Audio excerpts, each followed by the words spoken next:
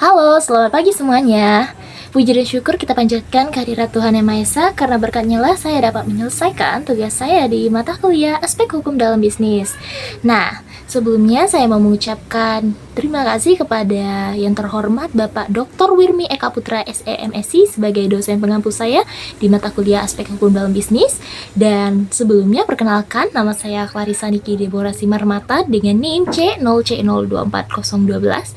Baik, di sini saya akan membahas atau memaparkan nih materi di pertemuan kelima, yaitu persoalan terbatas di mata kuliah ini. Nah, sebelum kita masuk ke dalam materi, di sini saya memaparkan poin penting yang akan saya bahas. Yang pertama, pengertian persoalan terbatas, dan yang kedua, ciri-ciri persoalan terbatas. Yang ketiga, proses pendirian persoalan terbatas. Yang keempat, struktur organisasi organ persoalan, dan yang kelima, hak dan kewajiban pemegang saham, serta yang terakhir, keunggulan dan kelemahan persoalan terbatas. Baik, di sini kita akan masuk ke dalam materi pertama, yaitu pengertian persoalan terbatas. Menurut Undang-Undang Nomor 40 Tahun 2007 tentang persoalan terbatas adalah badan hukum yang merupakan persekutuan modal didirikan berdasarkan perjanjian melakukan kegiatan usaha dengan modal dasar yang seluruhnya terbagi dalam saham. Artinya, PT adalah badan hukum terpisah dari pemiliknya dan modal berasal dari saham, serta pemilik sama dengan pemegang saham. Dan yang terakhir, tanggung jawab terbatas serta modal yang disetor. Jadi tanggung jawabnya itu berdasarkan berapa saham yang diberikan. Nah, kalau menurut hukum persoalan terbatas yang ditulis oleh Bapak M. Yahya Harahap, merupakan badan usaha modern yang paling banyak digunakan karena memberikan perlindungan hukum kepada pemilik modal. Nah, itu dia pengertian dari persoalan terbatas. Nah, di sini saya akan memaparkan di materi kedua itu adalah ciri-ciri persoalan terbatas. Nah, ciri-cirinya itu yaitu berstatus badan hukum, dan yang kedua, modal terbagi dalam saham, dan yang ketiga, pemilik adalah pemegang saham, yang keempat, tanggung jawab nya itu terbatas, dan yang kelima dikelola oleh organ perseorangan, dan yang kelima, yang terakhir, memiliki kekayaan terpisah dari pemilik gitu. Itu dia ciri-ciri dari perseorangan terbatas itu sendiri, teman-teman. Nah, aku akan beri contoh tuh gini. Jika PT bangkrut, pemegang saham tidak wajib menanggung utang melebihi dari nilai sahamnya itu sendiri gitu contohnya. Nah, kita akan masuk ke dalam materi ketiga, yaitu proses pendirian perseorangan terbatas.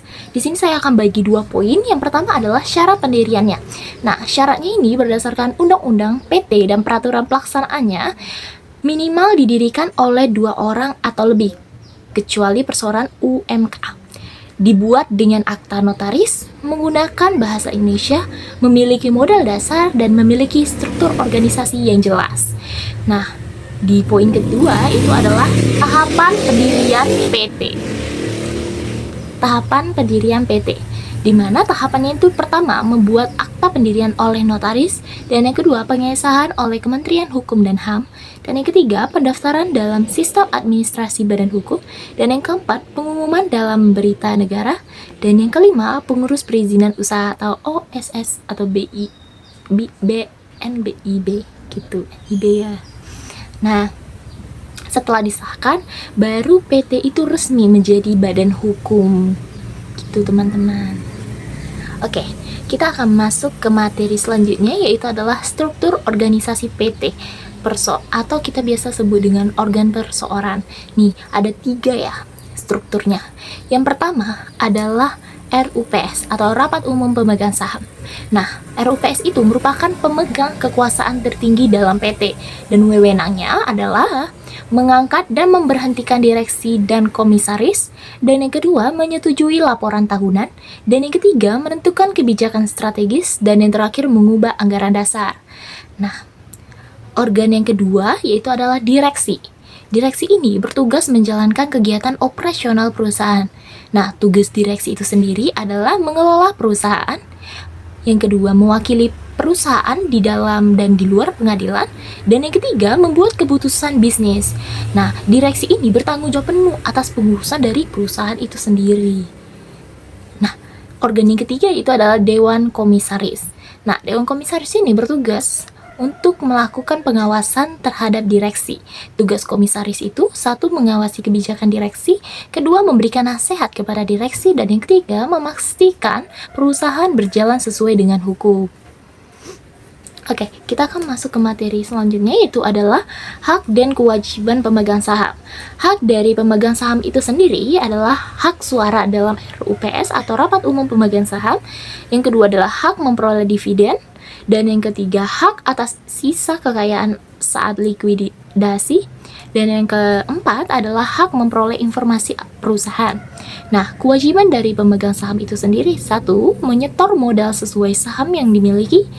Kedua, mematuhi anggaran dasar perusahaan. Dan tiga, tidak menyalahgunakan perusahaan untuk kepentingan pribadi.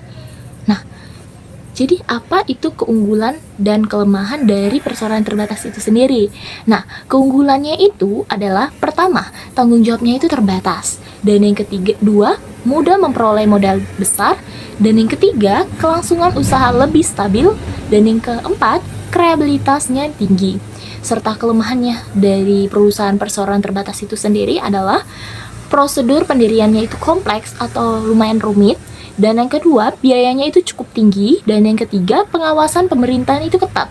Serta adanya pajak perusahaan.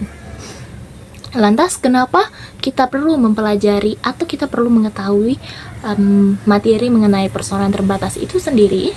Hal ini disebabkan karena perusahaan perseroan terbatas adalah bentuk badan usaha yang terbesar di Indonesia, sehingga penyusunan laporan keuangan perusahaan itu berumumnya berbentuk perusahaan terbatas dan berkaitan dengan audit, perpajakan, dan tata kelola perusahaan. Jadi kita perlu nih mengetahui materi mengenai perseroan terbatas itu sendiri. Nah, dari yang telah saya sampaikan pemaparan materi saya, jadi dapat saya simpulkan nih, perseroan terbatas merupakan badan usaha berbadan hukum yang paling banyak digunakan dalam kegiatan bisnis modern karena memberikan perlindungan hukum bagi pemilik modal melalui prinsip tanggung jawab terbatas. Perseroan terbatas memiliki struktur organisasi yang jelas, prosedur pendirian yang diatur oleh undang-undang, serta sistem kepemilikan melalui saham. Bagi mahasiswa akuntansi, pemahaman mengenai perusahaan terbatas sangat penting karena berkaitan langsung dengan praktik akuntansi, pelaporan keuangan, audit, dan tata kelola perusahaan. Oke, sekian yang dapat saya sampaikan. Berikut adalah sumber dari materi yang telah saya paparkan, dan lebih dan kurang saya mohon maaf. Semoga pemaparan materi saya dapat bermanfaat bagi kita semua. Selamat pagi, salam sejahtera bagi kita semua. Dadah.